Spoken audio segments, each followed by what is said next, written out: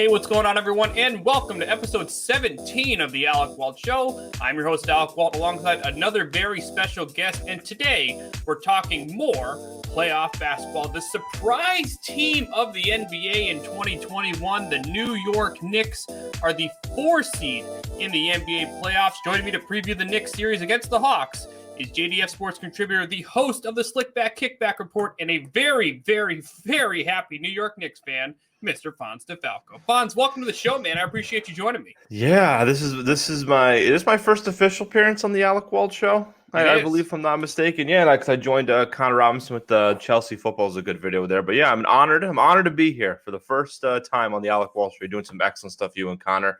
And what a good way to start with me on my debut talking some Knicks. Happy though, a happy Knicks fan. At least one of us is happy about our basketball team right now. I mean, listen, you guys have had success for so long. You got to have some downtime here and there, right? And my coffee mug's in the way. Oh, well, you got to have some coffee. You got to start on this beautiful morning here. A beautiful Thursday morning. Yeah, so here's the thing. When I looked at this NBA season going into the year,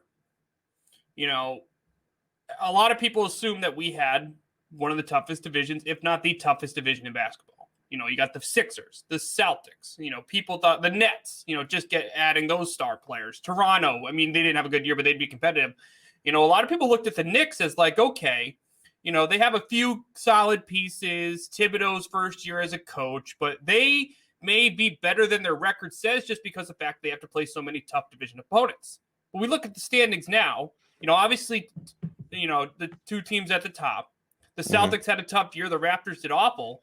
You guys grinded your way to one of those top seeds there in the East, man. Just tell me how surprised and just how awesome it was to watch the Knicks play such good basketball this year, because you're sitting there 10 games over 500, and a lot of franchises have been trying to take that step. And in year one in Tom Thibodeau, you guys are moving in a very nice direction. I did not expect them to make this big of a leap this quickly. I knew eventually they would, with guys like, RJ Barrett. They bring in Julius Randle. I thought Toppin, we'll get to Toppin later if we want, but we got all these young pieces and a lot of these veteran guys, a mishmash of guys, a lot of I wouldn't say you can say rejects of sorts of guys from former teams. Like Randle was ousted out of New Orleans and Los Angeles. Reggie Bullock was a journeyman all around. Elfrid Payton, journeyman all around. I'm just naming some guys off the top of my head right now. RJ Barrett was thinking he's the third best player in that draft class. He's going to be turning out to a bust. You got a lot of these guys that had nothing to really lose. And Tom Thibodeau, a guy that we thought, great coach, but after his tenure in Minnesota ended, we thought he's not going to get another head coaching job again. And taking all these guys in New York and what the city's been through, without a playoff appearance, and not even that, just struggles from the gate. I did not expect this turnaround this quickly, and it's really incredible. It really is awesome to see. And regardless of what happens after this season, or if we, what happens with the Hawks and going forward, I'm really pumped for the offseason and next season too. The future is very bright in New York, and it's very weird to say for the first time in my adult life now that the Knicks are, getting the step in the right direction. Well, let's talk about one of the reasons why you guys were so successful this year, Julius Randle. He's always had some very solid years. He averaged 19 and nearly 10 last year, got his points per game up to about 24 this year.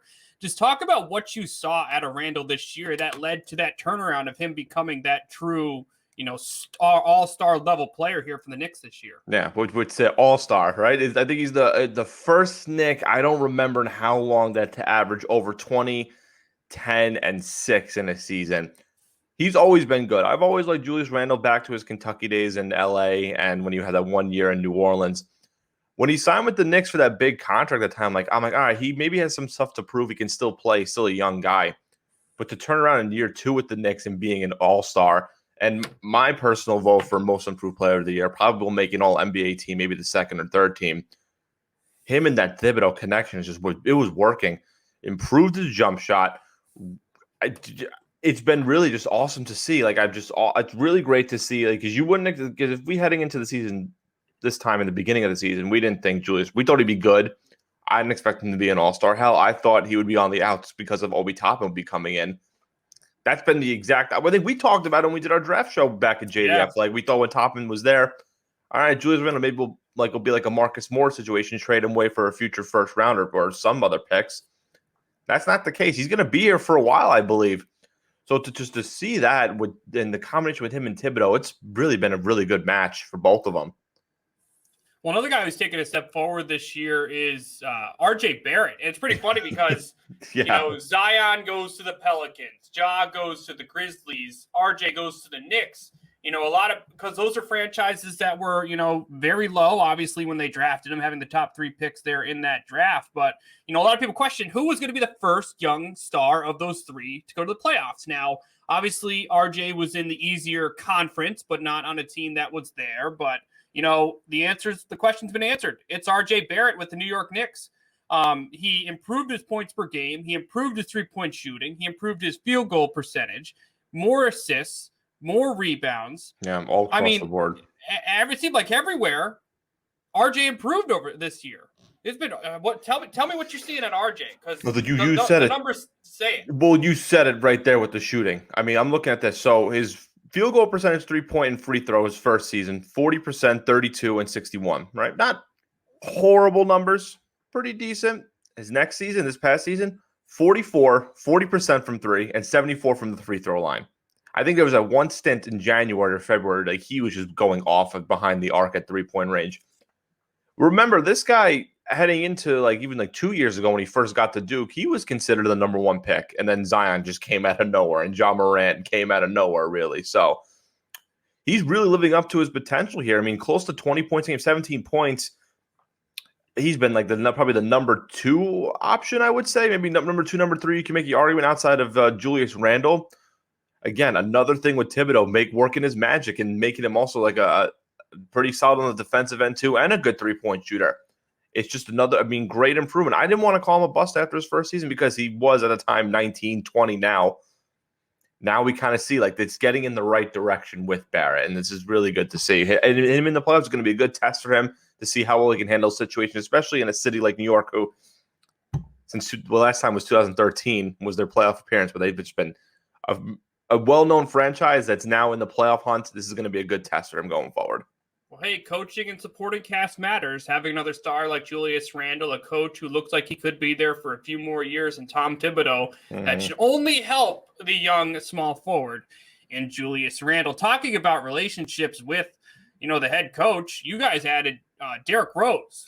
And yeah, that was surprising. Go. No, you go ahead. You go ahead. I was just amazed by Derrick Rose. Why is he coming off the bench? It's really weird because I really thought they would have him be a starter, but I guess I just guess maybe because he is a little bit older there and didn't want to ruin the knees with playing starter minutes and whatnot. I don't have necessarily a huge problem because, clearly it's working. He's good running with the second unit and being that spark plug off the bench. At first, I was a little bit thrown off because I was a fan of Dennis Smith Jr., but I knew that he wasn't in the future plans. But the trading for Derrick Rose, I wasn't sure at first, but we clearly won that trade with Detroit. Oh, yeah. Bringing in Derrick Rose, bringing him back to New York. He had a 1 year stint with the Knicks. Wasn't terrible. We didn't do that well with his stat. On the box score, he seemed fine, but he's been way better in his second tenure with the Knicks. Reviving his career of some sorts. I'm okay with him coming off the bench because he has been providing a nice spark plug on the defensive end also. At first, I wasn't sure, but it's clearly, listen, it's working for Thibodeau, so I'm not going to question it right now. So, Elfrid Payton versus Trae Young. Yeah. Well, that's why I'm bringing it up. Well, yeah, Payton's been awful lately. Payton has been a little bit. He has his moments. He's not horrible. I wouldn't say he's the future starting point guard of the team. I'm really high on Emmanuel Quickly. I think he could definitely be the future starting point guard of this team, and maybe have Rose coming off the bench. I don't know how long they're going to keep Rose around. I would want to keep him for maybe a few more seasons if he wants to accept that bench role. Maybe it wouldn't shock me, though, if the first game or the second game against the Hawks, that if you see Payton struggling a little bit, that they put Rose in the starter minutes because he didn't have that much starter minutes to begin with this season. So he kind of has more fresher legs compared to Payton. I think they're going to stick with the game plan now of keeping Payton as the starter. And then if it maybe by game 2 or whatever, it's not clearly working, then maybe switch Rose in and put him at the starter. But stick with what they're doing now. I don't know if Payton's going to be there for the long term, so we'll just see what happens after this series and going forward.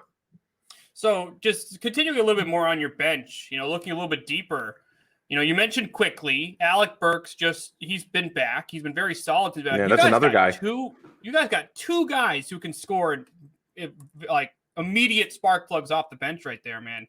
I mean, the depth that you guys have on the wing is pretty. I mean, we can mention Obi in a bit, but Derrick Rose, an experienced point guard, quickly. Young, a little inconsistent, but a guy that can score immediately. Alec Burks, a little more of a veteran, been very solid since his return. You guys have 3 dudes you can point to off the bench that are going to be immediately productive here for the Knicks. Yeah, and that's another guy, Alec Burks, a journeyman around with the Jazz, Warriors, Sixers. He's been around the league for a while. Always been a consistent guy off the bench, whatever. But he really has been, like you said, another role player for the Knicks. It's like what I said in the beginning, just a bunch of other like guys that were like outcasts, whatever, on other teams that really kind of worked out here and there, but they just somehow all work together. And then when we get to the bigs in a little bit, there's another guy I can even mention too. If you want me to mention it, I'm saying Nerlens Noel coming in for Mitch Robinson. That's another guy. Remember, he was I guess he was considered kind of like a bust, like he wasn't living up to his potential. Averaging now nearly 2 blocks a game, been a very good defender, a good rim protector. Thibodeau unlocked more of his potential now after bouncing around the league for so long. I could just name like all these guys really, like just like from everywhere else. Now they're all coming together and it's working out nicely. And I don't know how, but listen, I'm not going to question it. But they're going to need to keep it coming together nicely because the Atlanta Hawks, since they had their coaching change halfway through the season, they've been very productive, moved their way all the way up to the 5th seed in the Eastern Conference to face you guys. Before we talk about a few players on the Hawks, how nice is it knowing that you avoid the Sixers, Nets, Bucks, and Heat in the first round? Well, it's good in the first round. The Heat would have been something that would have been crazy, like a good old classic rivalry from the 90s and whatnot. But yeah, I think this is the best bet to go against the Hawks. I mean, they're not, no pun intended, soaring at the right time. Ever since they fired Lloyd Pierce and Nate McMillan's been doing really well for them. But I guess this was the best case scenario for a first round matchup compared to other teams. If we win this series, we're going to have to eventually face them one way or another, but maybe just a good start right now for the young guys to go up against a team like the Hawks, and then we'll go from there. But this is the best case scenario for a first round matchup against the Hawks. Well, we talked about Trae Young. He's a guy we're going to expect to put up a ton of points in this matchup. We'll see how Tom Thibodeau manages his minutes at the point guard position in this series. But, you talked about no Mitch Robinson. Nerlens Noel has obviously been a very nice surprise for the Knicks this year. We look at the Hawks roster. They got one of the best centers, I think one of the more underrated centers, surprisingly, in the NBA. And Clint Capella, man, you don't box him out, he's going to put up 25 rebounds in this series. Talk about how you guys, without Mitch Robinson, are going to prepare for a dominant low post guy like Clint Capella. Yeah, no, like I think it's a dying breed, the pure center that gets rebounds. I think he led the league in rebounds, if I'm not mistaken, or he was definitely up there. Yeah, that's gonna be a little bit tougher because we don't really see that more in today's NBA. But yeah, like Mitch Robinson, a guy who I've been high on for so long, he injured, came back, and then injured again. Looks like he probably won't be playing in this series maybe he will play past it. But Nerlens Noel's been doing good so far. He's going to have a tough matchup against Capella. I know we're going to have to worry about Trae Young, obviously, but Capella's like the second guy you got to worry about because, yeah, he can rebound, he can defend, but also he can post up on the offense too. He's a solid double. He will get you a guaranteed double-double for the Hawks any single night. But Noel, he's been very good this season, very good rim protector. He's going to do what he can. He's got to box out Capella. Capella cannot get more than 12 rebounds a game because that could be a problem, especially more on the offensive end too because he is remember, we don't see that anymore. It's weird nowadays we don't talk about like guys are just going to be rebounding guys because like that's his game and that's going to be a problem. Even though they have Trae Young and Clint Capella, would you agree with me the best matchup is Randle versus Collins? Oh yeah, that's going to be 100%. I would definitely. John Collins, it's another guy I think more of on the underrated. I know one really talks about him. He's also a very good power forward, a good player on the Hawks team. It's definitely those 3 guys, but I think the best matchup is going to be Randle versus Collins. That's going to be a lot of fun to watch. So, Fonz, put on your Tom Thibodeau hat. What do the Knicks need to do to get through this series against the Hawks? It's a cliche, but this is what has Thibodeau done the entire year? Defense.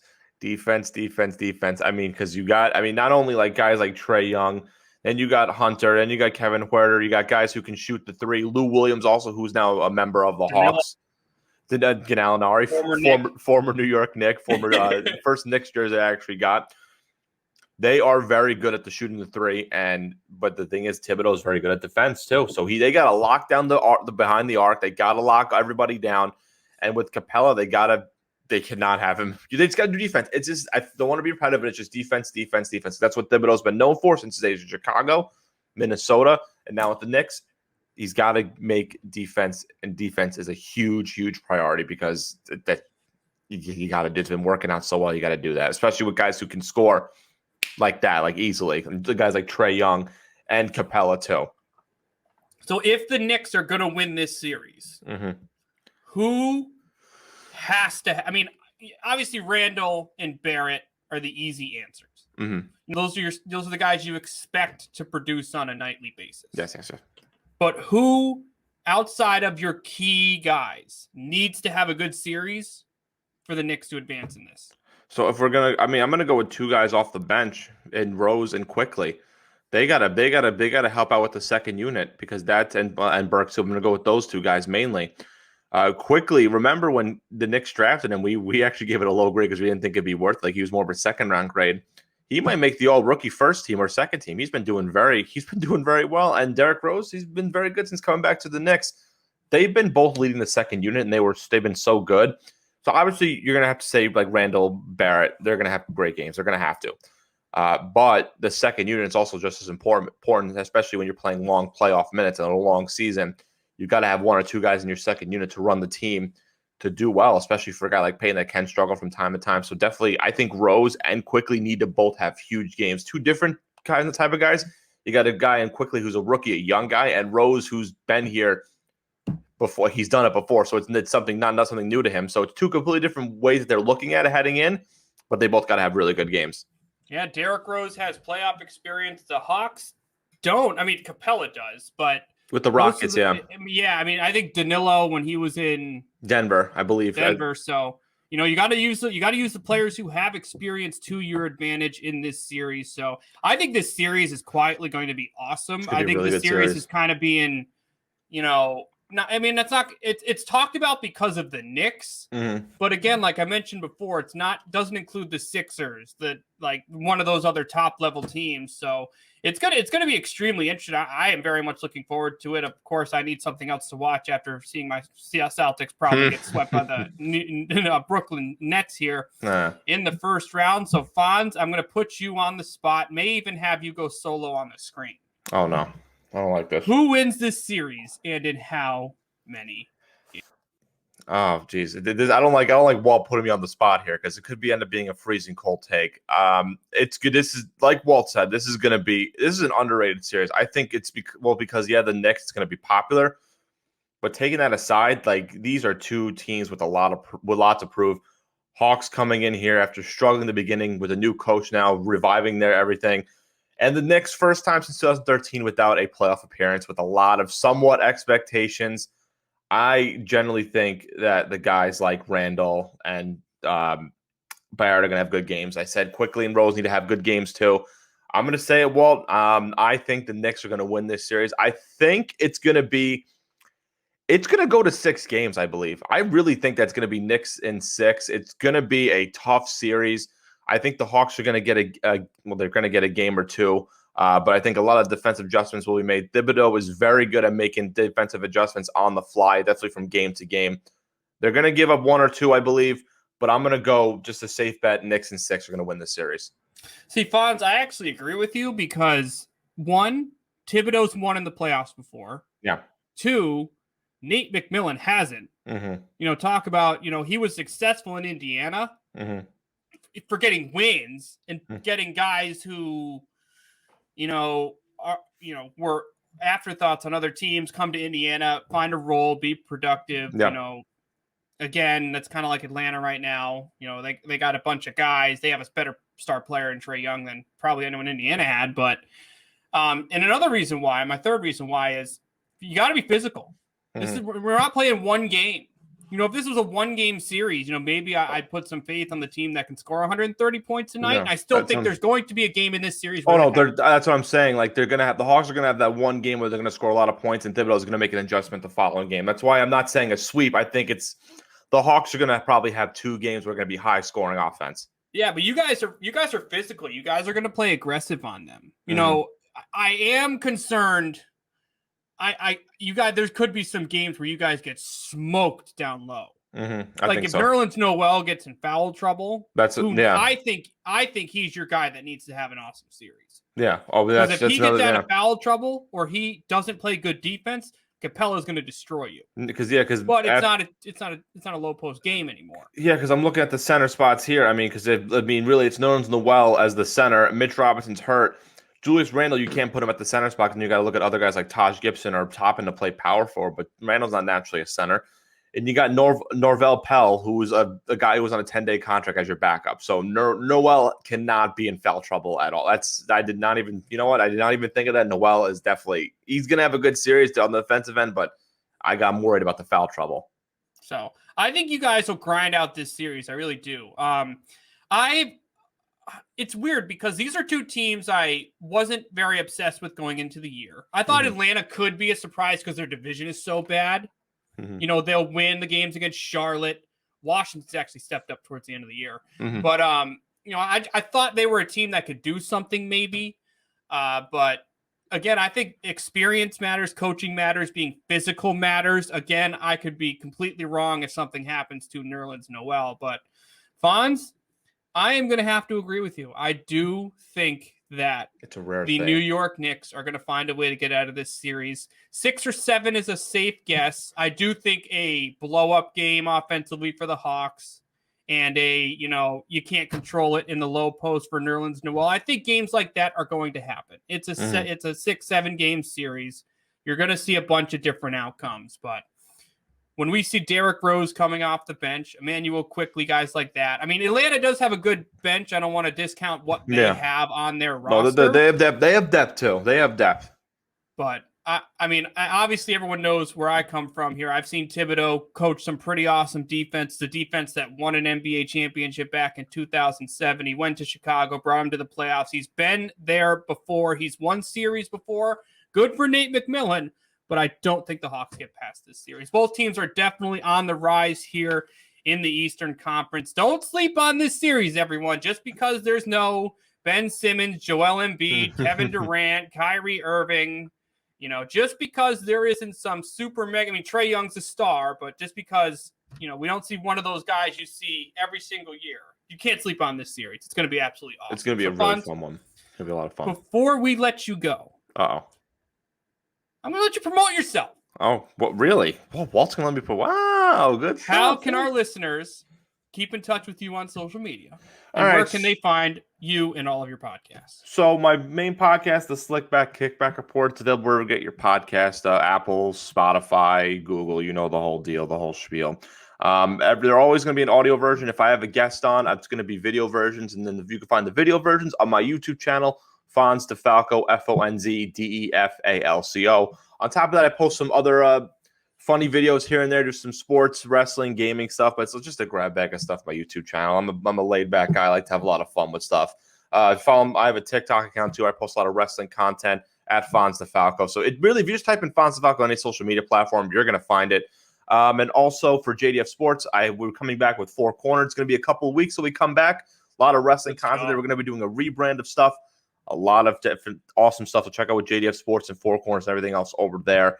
And just find me on Fonz De Falco on any social media platform, and you'll find it in some way. Made it easier. Yeah. Just did Fonz De Falco for all my stuff recently, so I figured it'd be easier to find everything. And the best part about it is your show on JDF, like most people don't realize, is when you go live, you have the ability to comment, and the comment comes up on the screen. Yeah, man. People. We've had a lot of comments on our show. We have a lot of people tuning in. Listen, the wrestling community, man, it's a crazy one. And you're gonna see, if you people watch, you're gonna see, wow, like these guys love the sport of wrestling. So you could also tune in. You can be an active member, or you can just troll and be annoying because Fonz will just see all the notifications and it distracts them. Which is what you do, which is perfect. Which I'm all for. But you're going to see if you go on JDS Sports, we don't have an official announcement date when we're going to come back. We are coming back. Don't worry, in a couple of weeks. So if you follow JDS Sports, you'll see when Four Corners officially comes back with the time, date, and everything. So it's going to be a lot of fun. We have confirmation that you are coming back. I was nervous. I saw you on the schedule. I'm like, where's Recorder? No. I didn't even tell you that. So we have a new member, Albert Donor. You know as well too. Good friend of mine. Albert. Me, Albert, and Mike DeSanto. He's now officially a third member of Four Corners. So we thought after WrestleMania, which is considered the Super Bowl of professional wrestling, we wanted to take a break anyway. So we want to do like some reviving, a new logo, new layout of the show and everything. So we thought, you know what? It's the best time. Albert's coming in. We'll take a few weeks off. We want to make some YouTube content as well. But we are coming back. We did make an announcement that we're going to be taking a break. So we're going to be coming back, and we'll let everybody know when the date is. And I want everybody to tune in. We're going to go crazy because this Four Corners is coming back. All right, you're going to want to check out Fonz. You can follow him on all forms of social media, Slickback, Kickback Report, JDF Sports. You know, you're going to want to listen to Fonz. You are. I've known Fonz for years. I can tell you, I can say right now that he is worth following on social media. His content is very, very good. So. Thank you. I appreciate it. Thank you so much. Oh, I forgot to mention this. Yes. Your boy's going to the Hall of Fame. Oh, yeah. Oh, my God. Yeah, Ben, we were going to do it because I wasn't around. I was out when it was announced. I was so happy. My favorite player of all time, Walt knows, is Ben Wallace. I was a huge fan of him. I'm a Knicks fan, yes, but if I had to pick my favorite team, it was that 04 Pistons championship team. I'm just a defensive guy, and I'm not good at basketball, but I tried to model my game after Wallace with just rebounds and blocking shots. I couldn't grow an afro, which is fine. I had all the Big Ben shoes. I have pretty much all of his jerseys. You've seen them, Walt. I have the Cavs one, the Bulls one, the Pistons one. I had the Big Ben shoes. I had his Starberry stuff. Favorite player of all time. I knew there was people were saying he shouldn't be in the Hall of Fame, but I think he definitely deserves it. Was literally an anchor for defense. He was like one of the best defenders, I think, in the 2000s. Like, he was incredible. And he's the first undrafted guy to make the Hall of Fame. So incredible stuff. Congrats to Big Ben Wallace, my favorite player. I'm old, man. I'm old. I remember watching him, and now he's a Hall of Famer. Well deserved. Yeah, I mean, we're seeing guys like KG. Yeah, well, that even made that Kobe Bryant. Like, a lot of guys we grew up watching are starting to see themselves into the Hall of Fame. A matter of time before guys like Chris Paul and LeBron go in the Hall of Fame. See, that's where it's going to feel a little weird. That's where it's going to punch me in the chest. Like, because we're already seeing like Wade's eventually going to get there. Chris Bosh is going to eventually get there. I think Bosh is in. Bosh is in. Oh, he is in. Okay. I think he's in with Wallace. I remember seeing his name. I think Bosh is in the class with Wallace.